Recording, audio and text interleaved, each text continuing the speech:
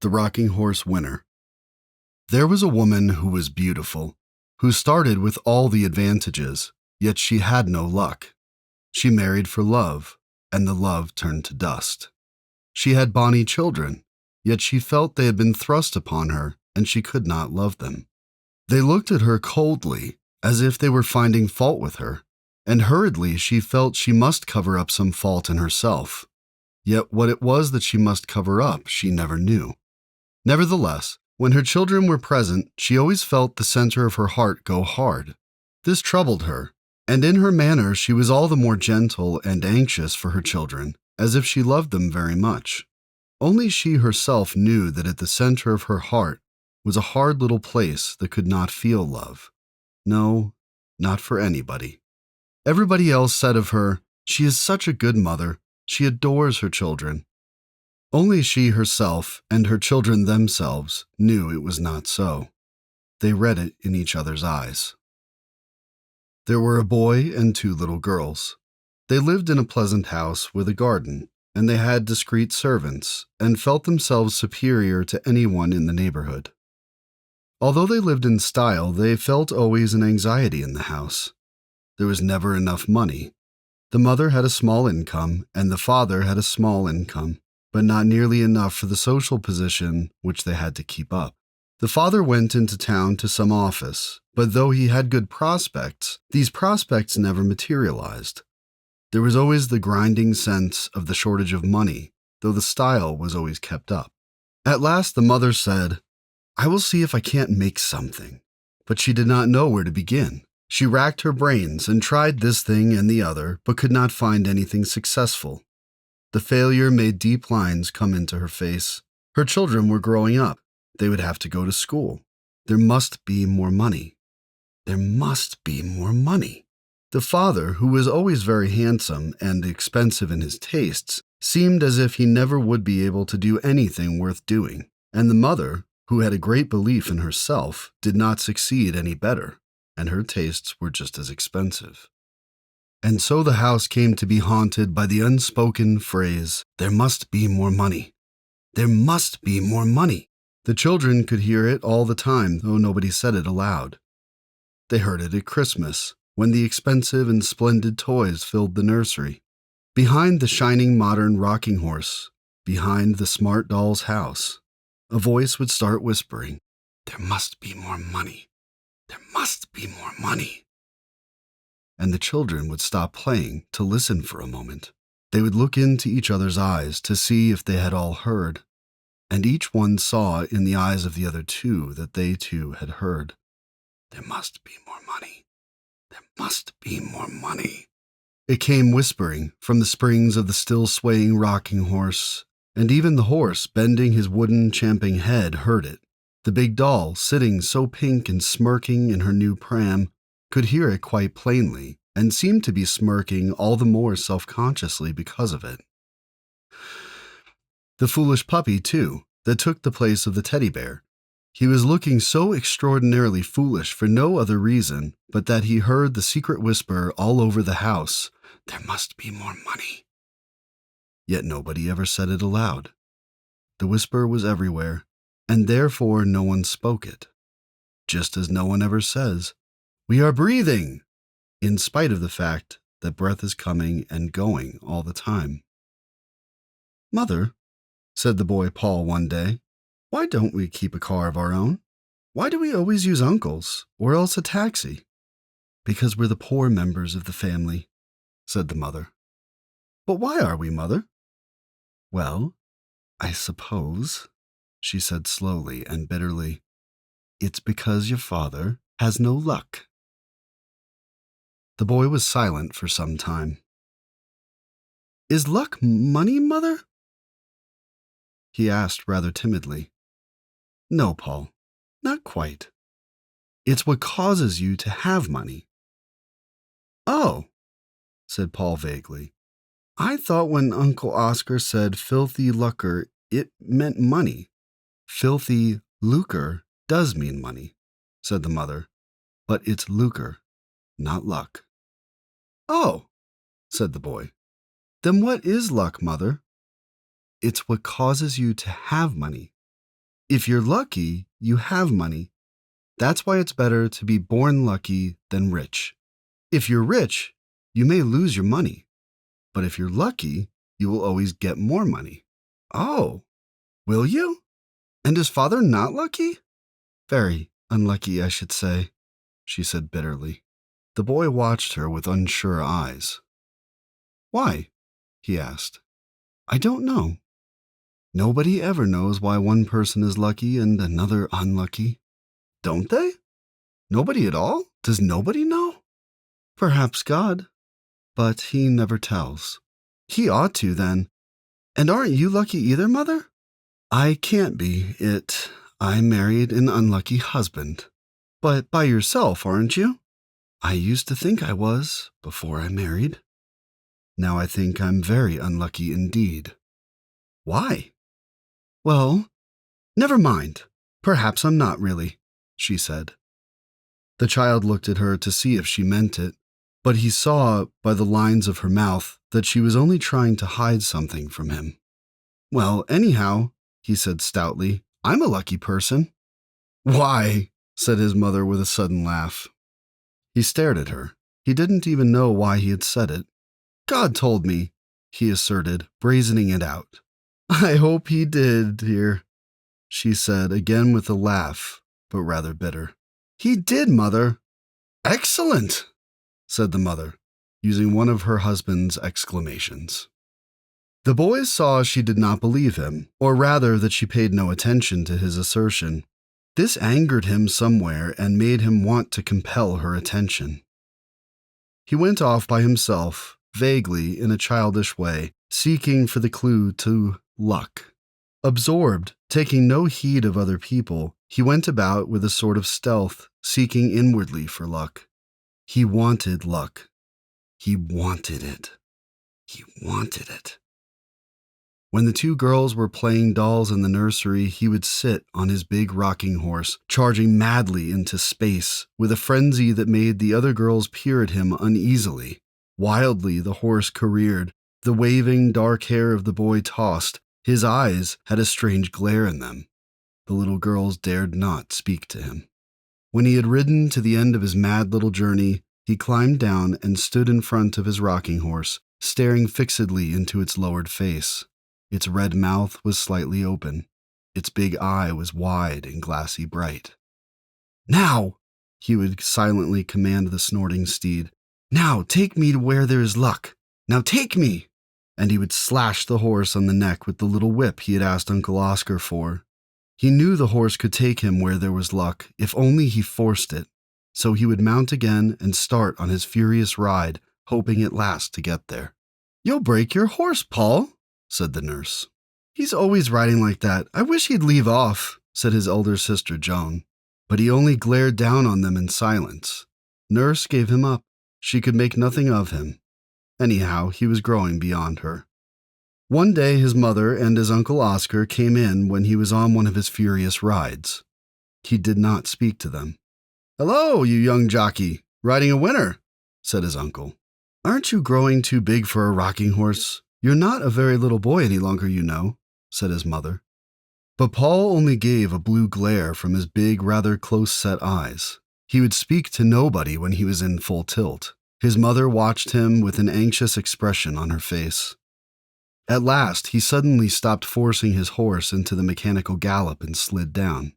Well, I got there, he announced fiercely, his blue eyes still flaring and his sturdy long legs straddling apart.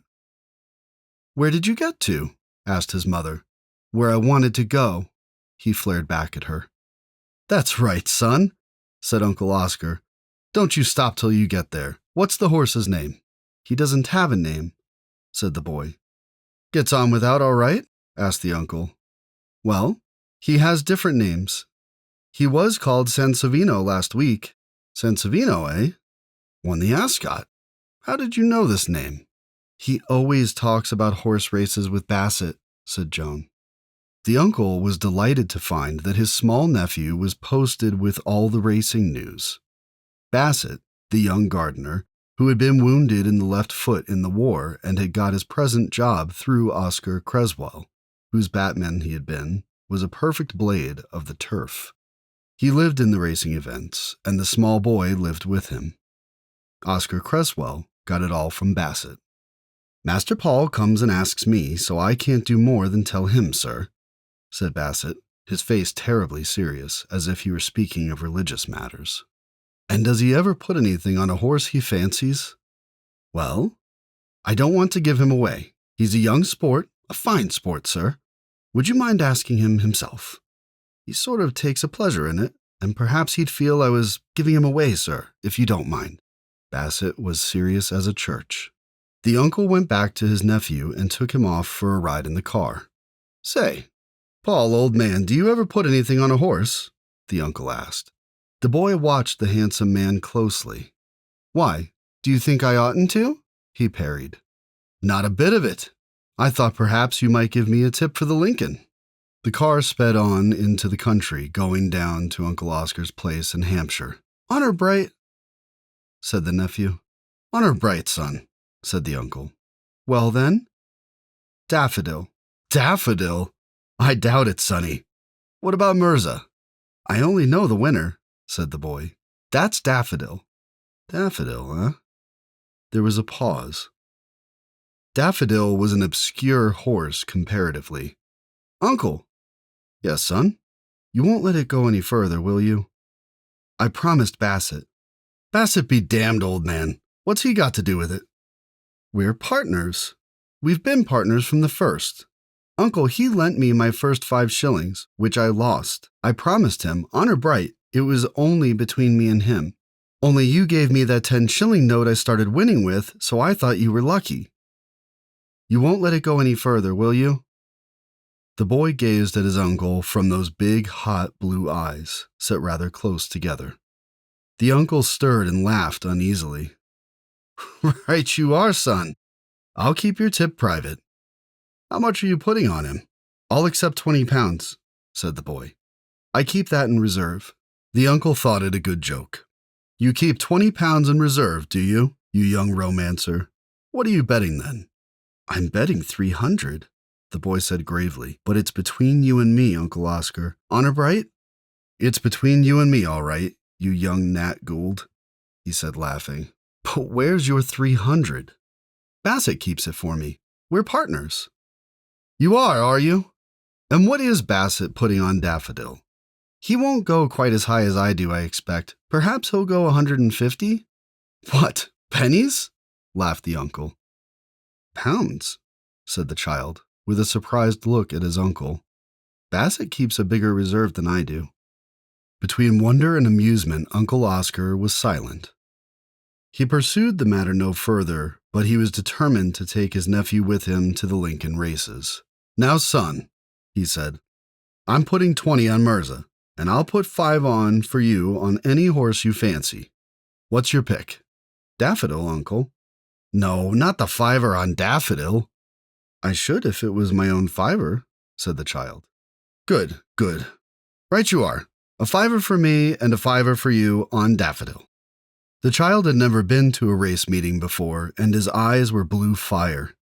He pursed his mouth tight and watched. A Frenchman just in front had put his money on Lancelot.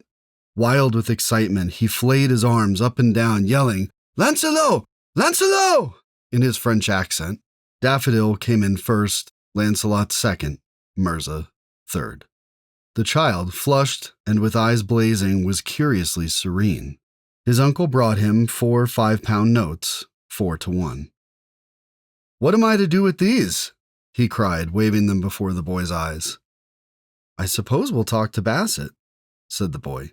"I expect I have 1,500 now and 20 in reserve, and this 20. His uncle studied him for some moments. "Look here, son," he said. "You're not serious about Bassett and that 1,500, are you?" "Yes, I am.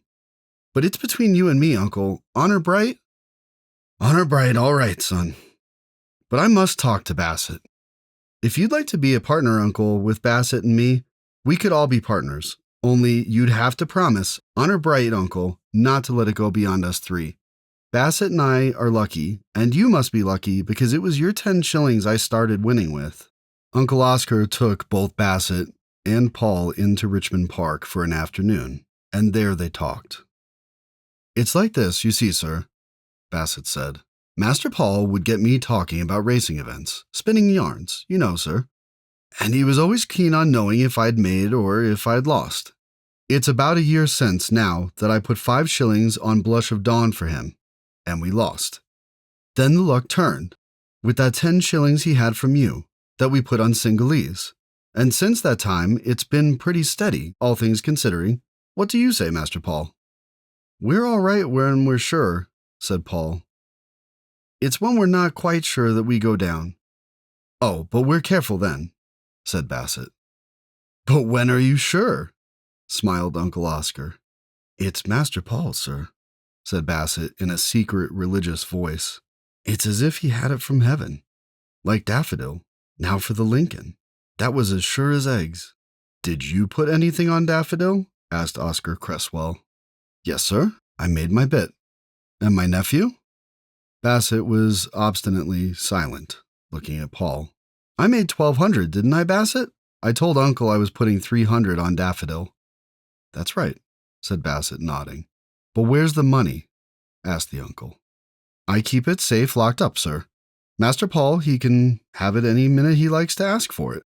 "What, 1,500 pounds?" "And 20. And 40, that is, with the 20 he made on the course." "It's amazing," said the uncle.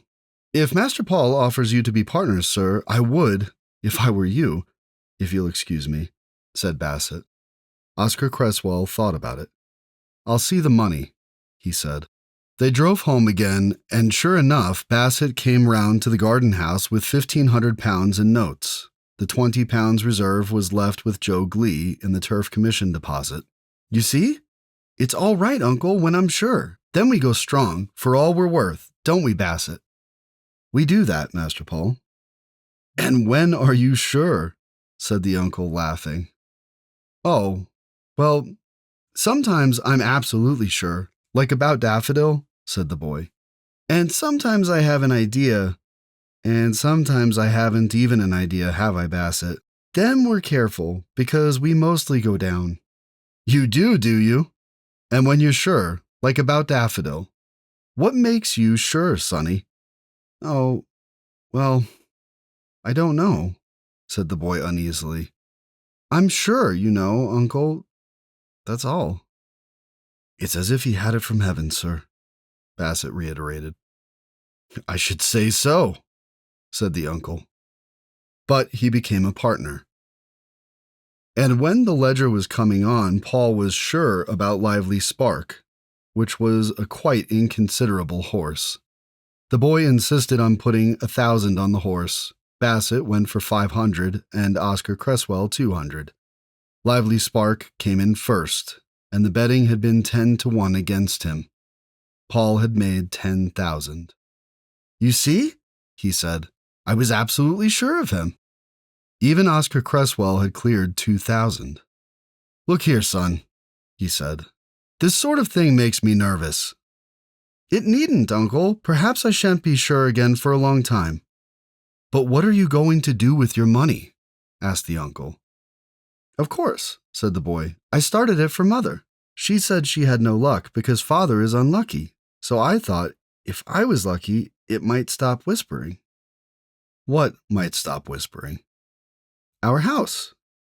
I hate our house for whispering." "What does it whisper?" Why, the boy fidgeted. "Why, I don't know. But it's always short of money, you know, Uncle?" "I know it, son. I know it." "You know people send Mother writs, don't you, Uncle?" "I'm afraid I do," said the uncle. "And then the house whispers, like people laughing at you behind your back. It's awful, that is. I thought if I was lucky—" "You might stop it," added the uncle. The boy watched him with big blue eyes that had an uncanny cold fire in them, and he said never a word. "Well then," said the uncle, "what are we doing?"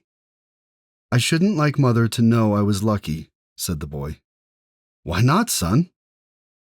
"She'd stop me." "I don't think she would." "Oh," and the boy writhed in an odd way. "I don't want her to know, Uncle." All right, son. We'll manage it without her knowing. They managed it very easily. Paul, at the other's suggestion, handed over £5,000 to his uncle, who deposited it with the family lawyer, who was then to inform Paul's mother that a relative had put £5,000 into his hands, which sum was to be paid out £1,000 at a time on the mother's birthday for the next 5 years. So she'll have a birthday present of £1,000 for 5 successive years, said Uncle Oscar. I hope it won't make it all the harder for her later. Paul's mother had her birthday in November. The house had been whispering worse than ever lately, and even in spite of his luck, Paul could not bear up against it.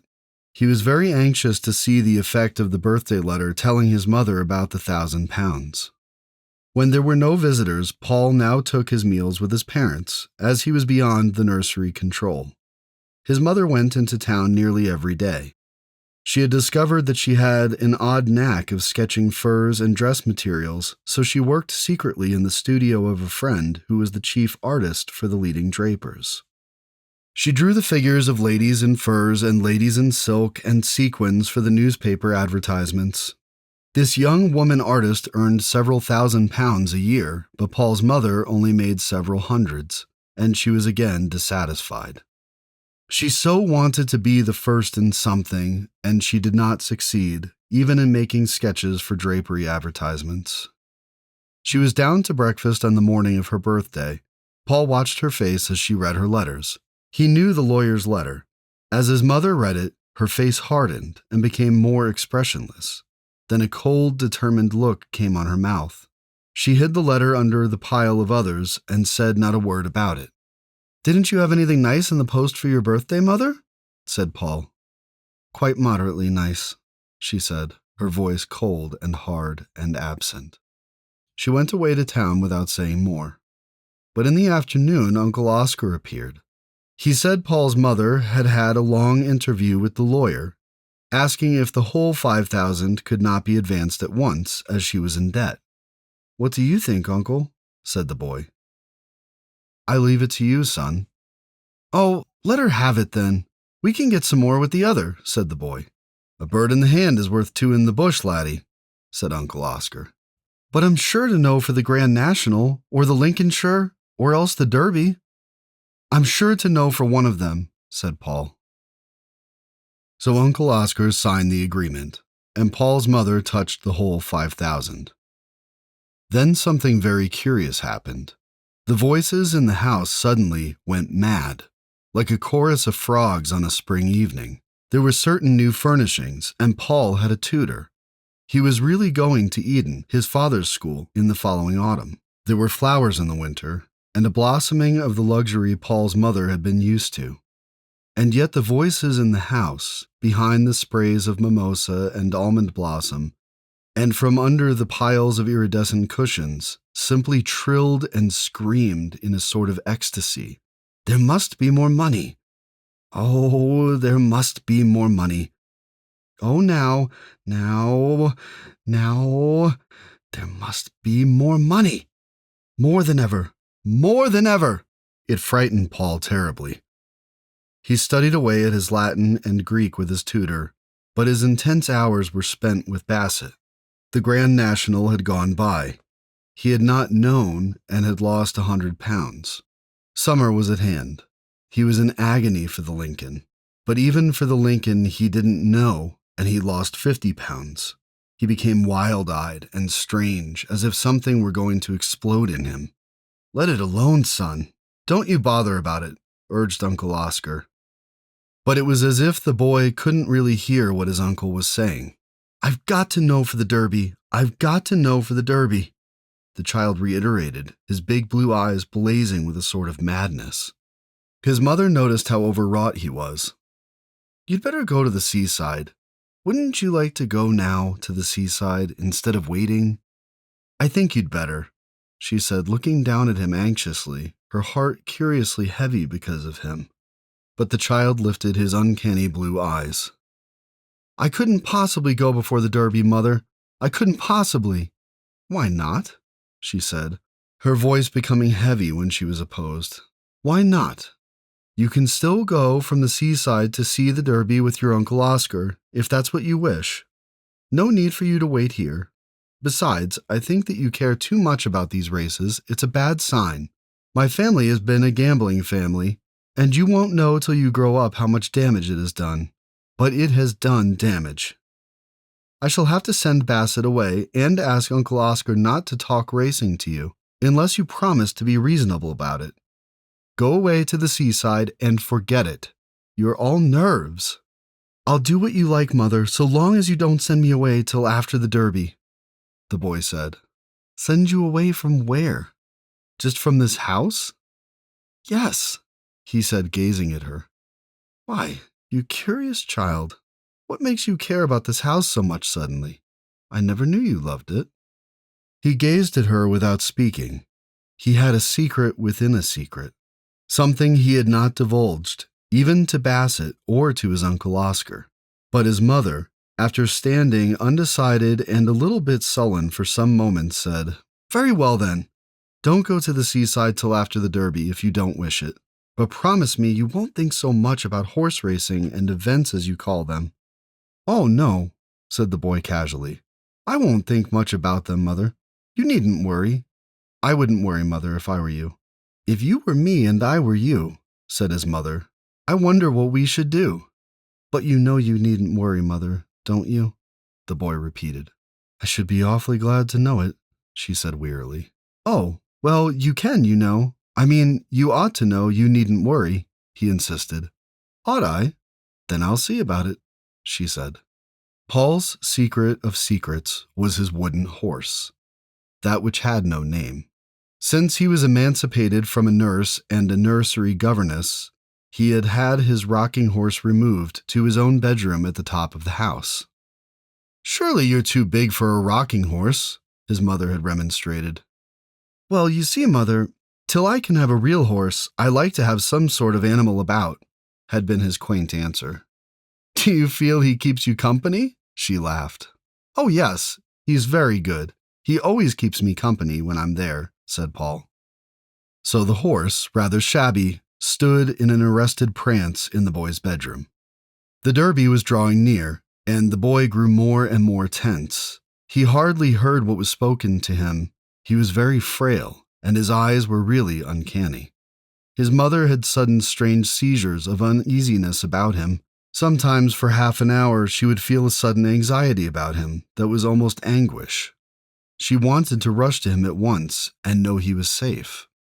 2 nights before the Derby, she was at a big party in town, when one of her rushes of anxiety about her boy, her firstborn, gripped her heart till she could hardly speak. She fought with the feeling, might and main, for she believed in common sense, but it was too strong. She had to leave the dance and go downstairs to telephone to the country. The children's nursery governess was terribly surprised and startled at being rung up in the night. Are the children all right, Miss Wilmot? Oh, yes, they're quite all right. Master Paul, is he all right? He went to bed as right as a trivet. Shall I run up and look at him? No, said Paul's mother reluctantly. No, don't trouble. It's all right. Don't sit up. We shall be home fairly soon. She did not want her son's privacy intruded upon. Very good, said the governess. It was about 1 o'clock when Paul's mother and father drove up to their house. All was still. Paul's mother went to her room and slipped off her white fur cloak. She had told her maid not to wait up for her. She heard her husband downstairs mixing a whiskey and soda. And then, because of the strange anxiety at her heart, she stole upstairs to her son's room. Noiselessly, she went along the upper corridor. Was there a faint noise? What was it? She stood, with arrested muscles outside his door, listening. There was a strange, heavy, and yet not loud noise. Her heart stood still. It was a soundless noise, yet rushing and powerful. Something huge, in violent, hushed motion. What was it? What in God's name was it? She ought to know. She felt that she knew the noise. She knew what it was, yet she could not place it. She couldn't say what it was, and on it went like a madness. Softly, frozen with anxiety and fear, she turned the door handle. The room was dark.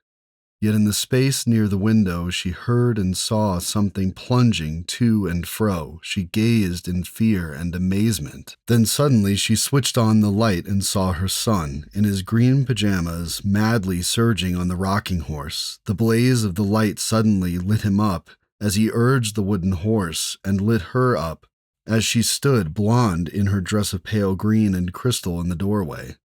"Paul!" she cried. "Whatever are you doing?" "It's Malabar!" he screamed in a powerful, strange voice. "It's Malabar!" His eyes blazed at her for one strange and senseless second as he ceased urging his wooden horse. Then he fell with a crash to the ground, and she, all her tormented motherhood flooding upon her, rushed to gather him up. But he was unconscious, and unconscious he remained, with some brain fever. He talked and tossed, and his mother sat stonily by his side. "Malabar! It's Malabar! Bassett, I know! It's Malabar!" So the child cried, trying to get up and urge the rocking horse that gave him his inspiration. "What does he mean by Malabar?" asked the heart-frozen mother. "I don't know," said the father stonily. "What does he mean by Malabar?" she asked her brother Oscar. "It's one of the horses running for the Derby," was the answer. And in spite of himself, Oscar Cresswell spoke to Bassett, and himself put 1,000 on Malabar at 14-1. The third day of the illness was critical. They were waiting for a change. The boy, with his rather long curly hair, was tossing ceaselessly on the pillow. He neither slept nor regained consciousness, and his eyes were like blue stones. His mother sat, feeling her heart had gone, turned actually into a stone. In the evening, Oscar Cresswell did not come, but Bassett sent a message saying could he come up for one moment, just one moment. Paul's mother was very angry at the intrusion, but on second thoughts she agreed. The boy was the same. Perhaps Bassett might bring him to consciousness. The gardener, a shortish fellow with a little brown mustache and sharp little brown eyes, tiptoed into the room, touched his imaginary cap to Paul's mother, and stole to the bedside, staring with glittering smallish eyes at the tossing, dying child. "Master Paul," he whispered. "Master Paul, Malabar came in first all right, a clean win. I did as you told me. You've made over 70,000 pounds, you have. You've got over 80,000. Malabar came in all right, Master Paul." "Malabar! Malabar! Did I say Malabar, Mother? Did I say Malabar? Do you think I'm lucky, Mother? I knew Malabar, didn't I? Over 80,000 pounds. I call that lucky. Don't you, Mother? Over 80,000 pounds. I knew. Didn't I know I knew? Malabar came in all right. If I ride my horse till I'm sure, then I tell you, Bassett, you can go as high as you like. Did you go for all you were worth, Bassett?" "I went 1,000 on it, Master Paul." "I never told you, Mother, that if I can ride my horse and get there, then I'm absolutely sure. Oh, absolutely. Mother, did I ever tell you? I am lucky." "No, you never did," said his mother. But the boy died in the night. And even as he lay dead, his mother heard her brother's voice saying to her, "My God, Hester, you're 80-odd thousand to the good, and a poor devil of a son to the bad. But, poor devil, he's best gone out of a life where he rides his rocking horse to find a winner."